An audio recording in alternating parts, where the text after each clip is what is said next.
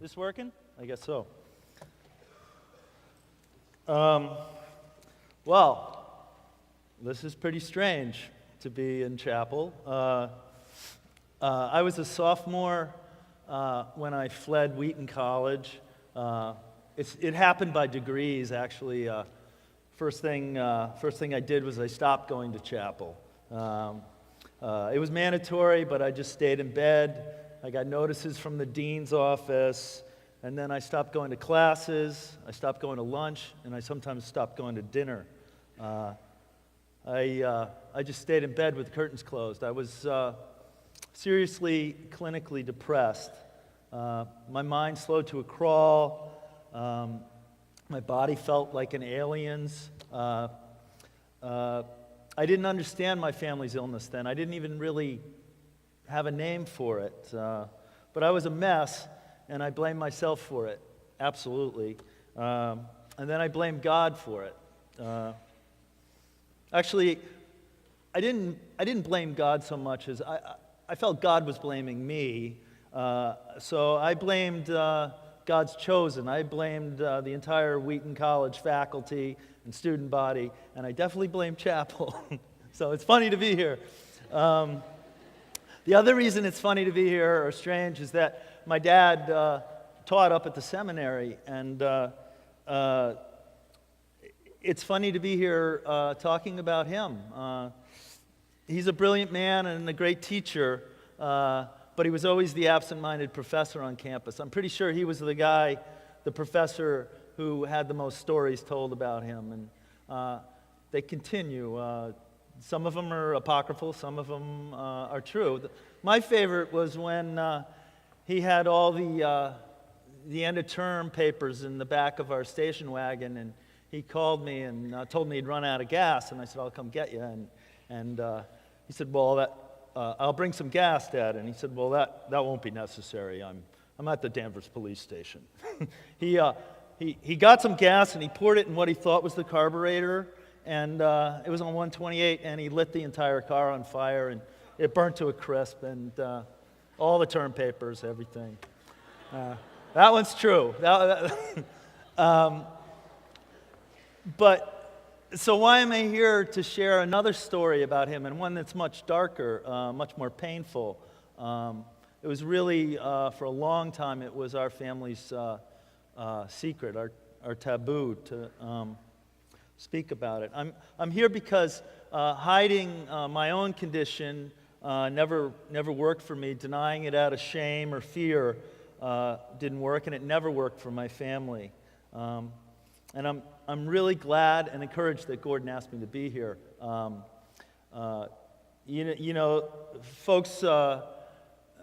Folks with mental illness, crazy people, talk about God and religion incessantly. But until recently, the church has rarely talked back, has rarely acknowledged the psychiatric truths that illuminate mental illness and that could really help. So as mentioned, my dad, my mother, my younger brother, and myself are bipolar. My sister Peggy isn't, but she's a psychotherapist. The disease is obviously genetic, and I want to talk really quickly about what it is I'm talking about. It's also called manic depression. And basically, it results from the inability of the brain to regulate emotion. It's a mood disorder. Folks that have it have extremely low lows, clinical, often suicidal depressions. And then they cycle up into an ecstatic and sometimes often psychotic high, which they talk rapidly, they think they're godlike, they're in charge of everything, they're making connections so fast, their mind's moving so fast, that when they try to talk about it, when they try to prove they're thinking clearly, prove it to themselves or others, it comes out like, it just comes out garbled, it comes out sounding crazy. It all has to do with, briefly, believe me, it's easier for me to talk about angels dancing on pinheads than it is about neuroscience. But briefly, it has to do with neurotransmitters in the brain, specifically dopamine and serotonin getting shot, these chemical messengers. And folks who are bipolar, like myself, sometimes those messages don't get picked up, sometimes they pool up, and that creates mania. Sometimes there aren't enough of them, and that results in depression. But it's important to stress that it's a brain disease. It's not really a mind disease. It doesn't have to do with your upbringing or trauma in childhood. It's something that is physical, biological in origin. Morality doesn't really enter into it. Calling a clinically depressed patient lazy or cowardly is like blaming a diabetic for his coma, for instance. The disorder raises a lot of religious questions, profound religious questions. Some of them are troubling, and some of them are transcendent, but it remains fundamentally a physical condition. It is also the most treatable of major mental illnesses. Mood stabilizers such as lithium, I'm sure you've heard of that, can really help manage the disease, and they're a godsend. Without medicine, it's a pretty lethal disease. It's the most treatable of mental illnesses, and yet it's the most lethal. 1 out of 5 folks who aren't treated for it commit suicide. So it's worse odds than Russian roulette, really. The average age of onset is late teens, early 20s, so college age. And it's no accident that suicide is the second leading cause of death among college students. Okay, that's enough with the grim stuff. I will say that the illness hit my mom in college. It hit me in college, in high school. It hit my brother in late high school as well. My mother was at Pratt studying art when she began to sense that there was a demon in the room with her. She felt the physical presence of evil in the room. She was hallucinating. It was there for 2 days. She was hospitalized. She was diagnosed as schizophrenic. This is back when they diagnosed everybody as schizophrenic in like the late 40s. And she had electroshock. The minister from her church came and sprung her out of there. He was a real fire and brimstone preacher, a real fundamentalist. And he got her out, and she lived at his house for a number of years. How I grew up and how my mom grew up and this preacher was that you would pray to God, but you'd also stand up to Satan and you would renounce Satan. When my mom had her eyes on the cross, when she had her eyes on Christ, she was well, she was happy. But when she began to look behind her and began to quote sort of the darker scriptures, like your adversary is a devil roaring. Your adversary, the devil, is a roaring lion waiting to devour you. We knew that there was trouble coming. I think that may be true, but it was clear that when she started on that trajectory, she was spiraling into delusion. Without a doubt, my family's faith really held us together. It buoyed my mother, and it continues to ground my dad's intellect and his work. And the church comforted us and supported us. Gordon Conwell did quite a bit for my family when my dad was at his most ill. And yet, for too long, my family framed our psychiatric struggles within an exclusively spiritual context. We did not talk about psychiatry. We did not talk about psychology. We talked about the devil. We talked about spiritual oppression. We talked about the dark night of the soul. My mom's paranoia was satanic in origin, and the crippling depression, my first depression I experienced in high school, wasn't a clinical one. It was spiritual, period. I was being tested like Christ in the desert, and Satan was taunting me, goading me to jump, and I seriously thought about it. And my dad, in a funny way, he was kind of encouraged by this slew of despond. I mean, he felt that depression was essentially a spiritual, a necessary harrowing phase towards a closer walk with Christ. And he told me that it was my dark night of the soul repeatedly. And that phrase that comes from St. John, it ennobled our sickness. It spiritualized it. It kept it at arm's length in a way. I remember I was at the Gordon Conwell Library, and I was like out of it. I mean, I was like curled up in a carrel. I was really, really paralyzed with depression. And these two seminary students walked up, and they said, "Are you David Lovelace?" And I said, "Yeah." And they said, Your dad's told us a lot about you. He says you're having a dark night of the soul."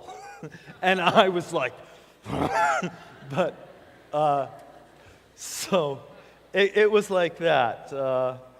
I want to be clear that depressions have taught me a lot. They can teach incredibly spiritual, really valuable lessons. And they created a well of empathy when you eventually recover. But I do want to stress that in my family, in a sense, countering the devil himself was a lot less scary than confronting the basic physical truth of our mental illness. In a sense, we hid behind Satan in a weird way.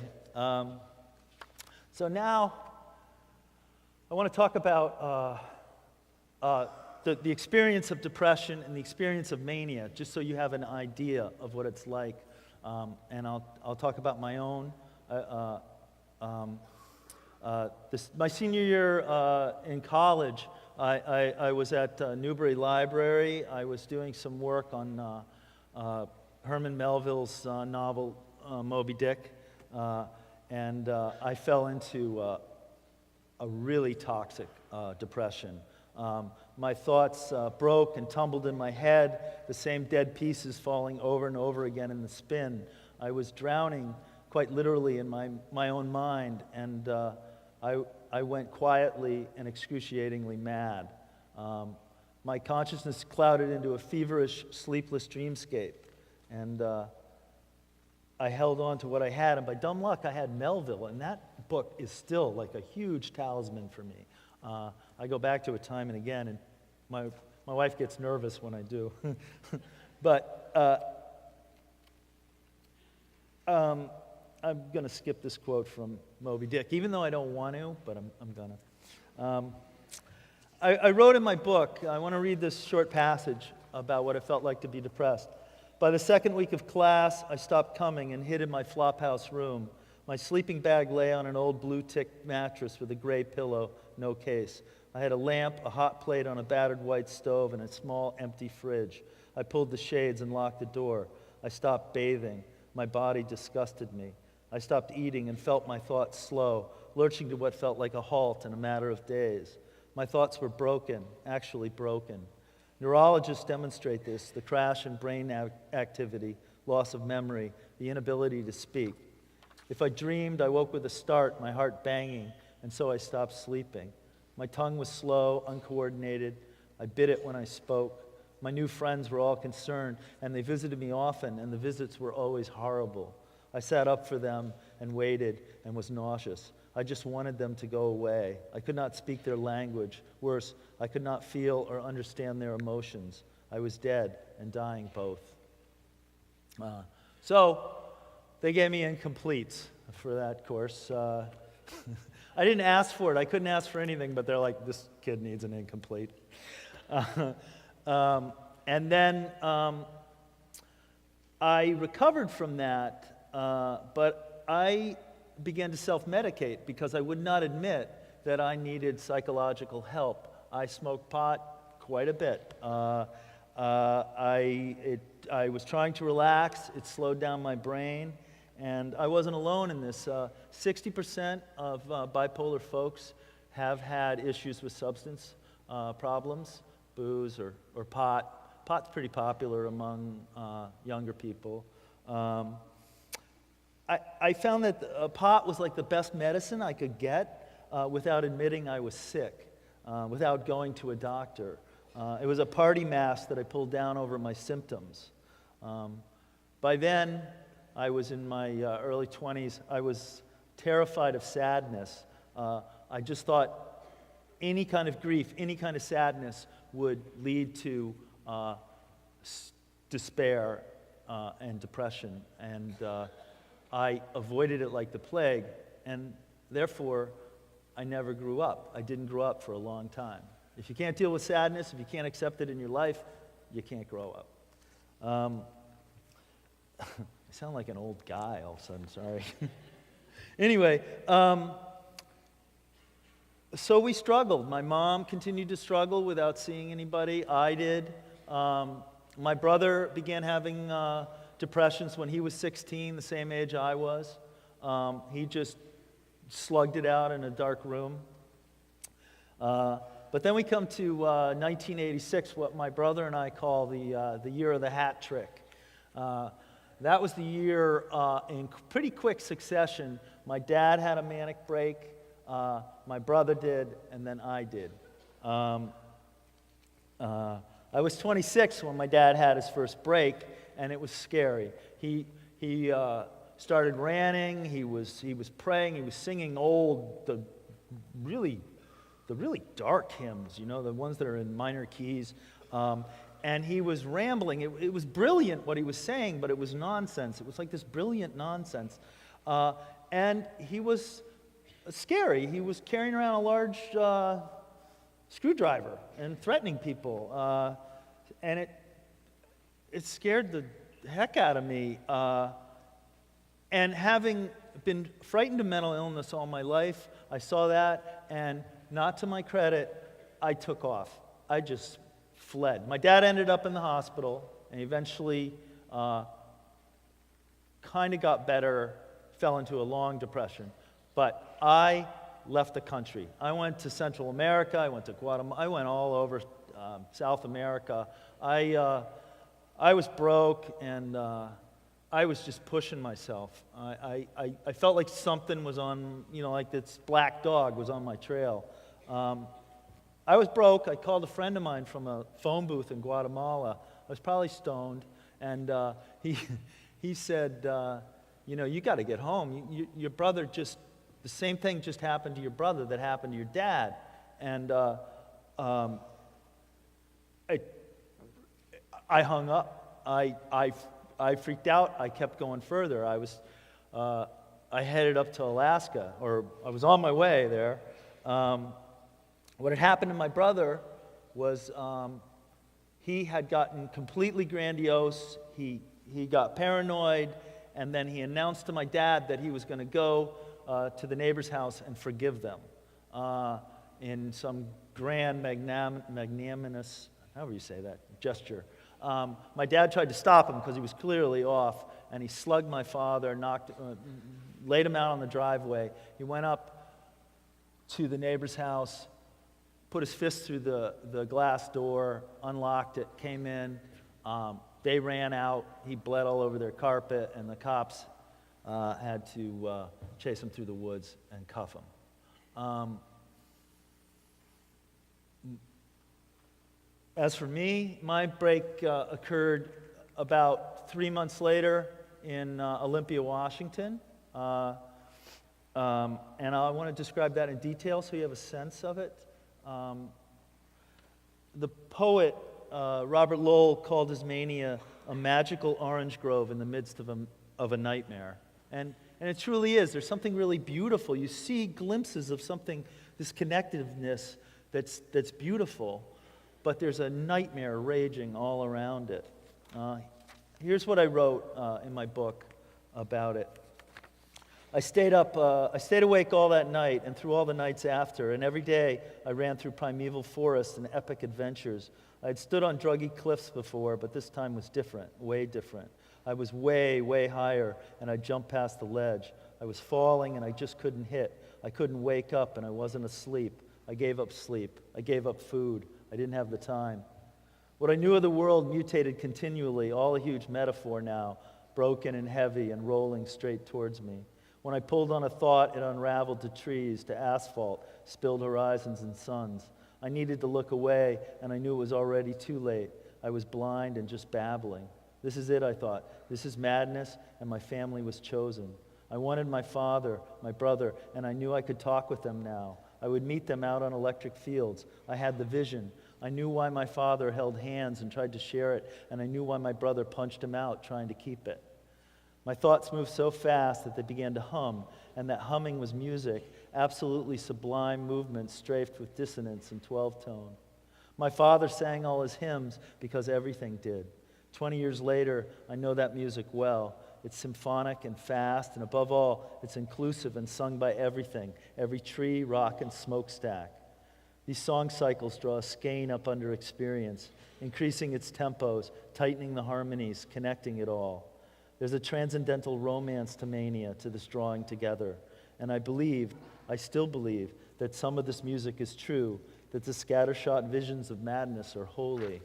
But they are also crazy and hopeless and sad. At its core, the transcendental manic experience remains one of great loneliness. It transcends, but it rarely translates.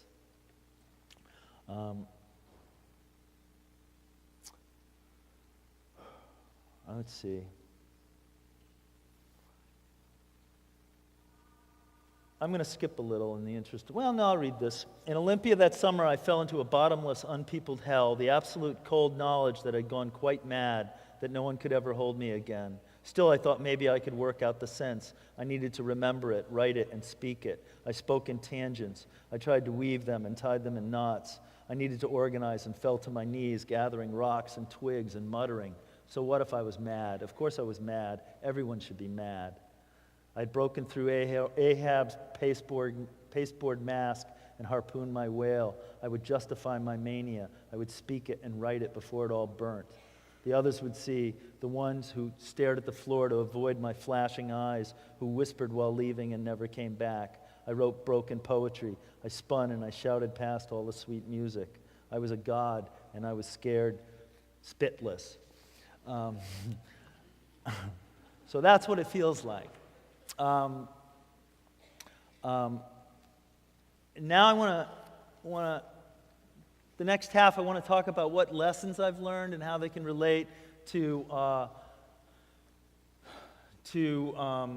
in a spiritual context, to the evangelical community, to the church. One of my favorite stories, and it's in my book, is the story of Jacob when he wrestles with the angel. Actually, in the King James Version, it's referred to as a man. It's only later that he decides it was an angel. Jacob just starts wrestling with this huge being, and he keeps asking the guy what his name is to identify himself. And the angel, because that's what it was, won't answer. Just basically says, "Why do you want to know?" And so finally, towards the end, Jacob just starts asking this angel to bless him. I'm not going to let you go. I'm not going to give up until you bless me. And finally, like around dawn, the angel reaches down and touches Jacob's hip and screws it up. He throws it out of joint and says, basically, there, you're blessed. And then splits. And so Jacob gets up, crippled and blessed, and he limps back down towards his family, and becomes a biblical patriarch. And I bring that up because that's how I feel. I feel blessed by this illness, this disorder. I feel a little crippled up, but I feel blessed, and I believe my family was blessed. The disorder brings with it profound creative gifts. And some of you might know that any survey of bipolar disorder is filled with artists with all this beautiful stuff. I mean, Van Gogh, Sylvia Plath, Robert Lowell. It just goes on and on. And for me, I grabbed hold of that, and it helped me accept my diagnosis, and it actually made me somewhat proud of it. And once you can accept that, then you can begin to understand how to manage it. For me, the key to that acceptance, as I said, was artistic. It was understanding that both depression and hypomania, that period just before you get really high, bring with them some sort of precious insight, no matter how fleeting or how dangerous. Hypomania, for instance, that state just before you go really off, is really productive. Your mind is making connections. You can free associate like crazy. For a poet, it's the bread and butter of poetry. I think, and I think that mania does leave this sort of flickering transcendence, this memory of it. And I would argue that transcendence isn't entirely chemical or delusory, but it's potentially expansive and profound, and it is a spiritual experience. As far as depression goes, it brings with it a sort of desolate honesty. You're stripped to the bone, and you're not thinking clearly. You can't even get up out of bed. But when you get out of it, when you recover, you do have this profound sense of empathy, this well of understanding for others. It is a dark night of the soul. Aeschylus wrote about depression that even in our sleep, pain that cannot forget falls drop by drop upon the heart until against our will comes wisdom to us by the awful grace of God above. And that's true. I believe that to be true. But you need to manage the gifts. They need to be managed, and the way they're managed is through medicine and through psychotherapy. Prayer's good. Prayer's definitely good, but you can't skip the medicine. Historically, I think the church has been suspicious of psychiatry. Even in the 16th century, Robert Burton wrote this book, The Anatomy of Melancholy, and he blamed depression on black bile, and where all along it had been blamed on demonic possession. And ever since then, the church is nervous, or can be nervous. And it's true, there are neuroscientists who say all religious visions are chemically induced. They call them dopaminergic, which means they like dopamine. They just reduce mysticism to chemistry. And that's nonsense. That's like Timothy Leary saying acid is, making theological claims for acid. It's not that simple. And Freud, when Freud hit the scene, it was Freud, it was Darwin, and it was Marx, the three horsemen of the sort of humanist apocalypse. And I think the church just kind of went, no. A lot's changed. Psychotherapy has changed a lot since then, and I know that the church has. I'm standing up here talking about this. That proves it. And yet there's among the population at large, but especially among evangelicals, there's this resistance to taking pills, to taking medicine. People believe that they're fundamentally wrong, a crutch, a sign of moral weakness or wavering faith. the surrender of art or individuality. But such thinking just promises tragedy. Denouncing these medicines makes as much sense as denouncing the immorality of motor oil. Without them, sooner or later, the bipolar brain will just go bang. I think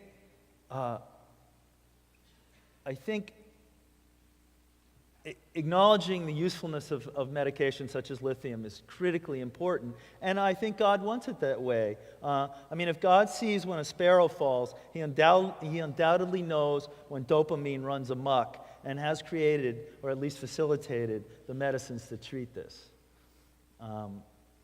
Psychotherapy, critically important to understand the huge questions that come along with taking these medicines.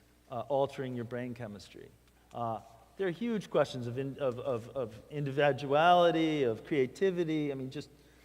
Just huge mysteries. And I'll tell you, a shrink or a home doctor, a general doctor, isn't going to help you answer them. They have 15 minutes.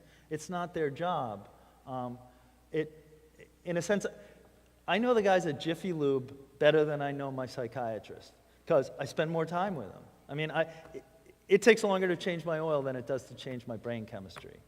So that's not a slam on psychiatrists. It's just the truth that you need to talk to somebody that knows the ropes. By all means, talk to your pastor, talk to your friends, talk to your families, but you need to talk to a professional who knows what dopamine is. And therapists do, and they know all the meds, and they know the problems and the pluses to them.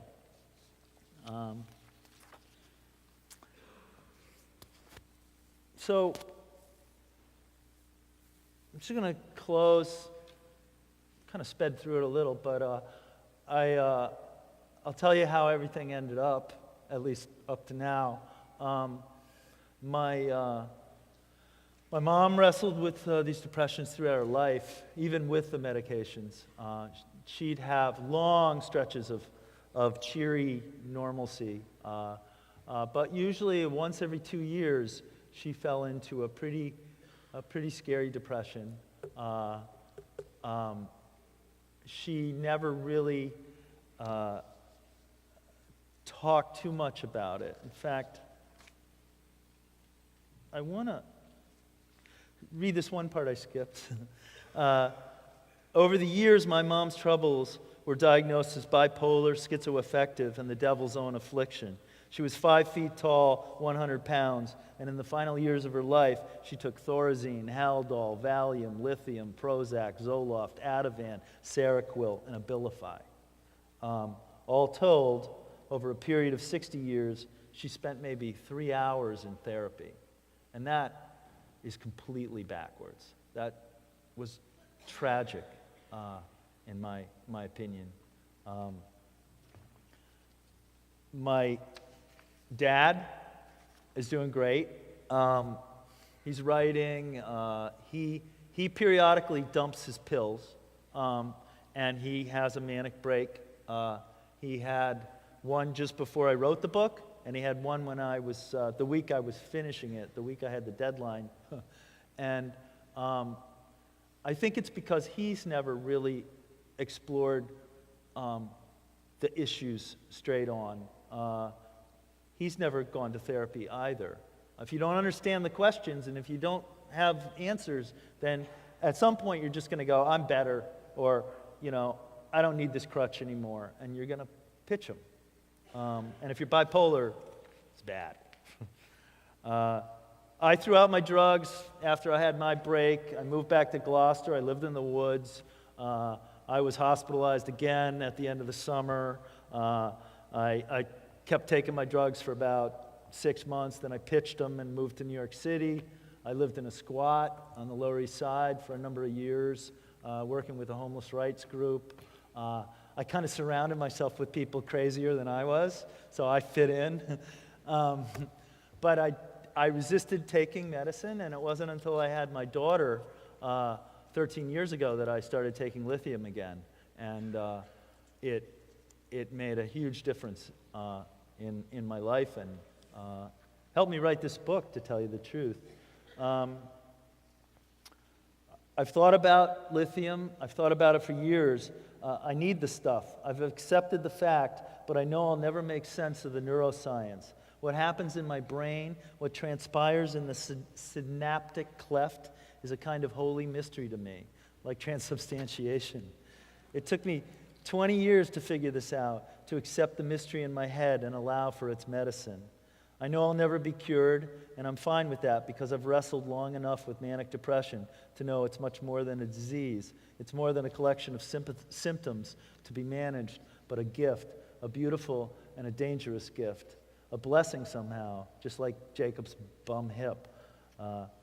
Is it possible to access bipolar's creative charge and not get seduced, to remain well? Is it possible to achieve balance between wellness and creativity? Yes, I think it is.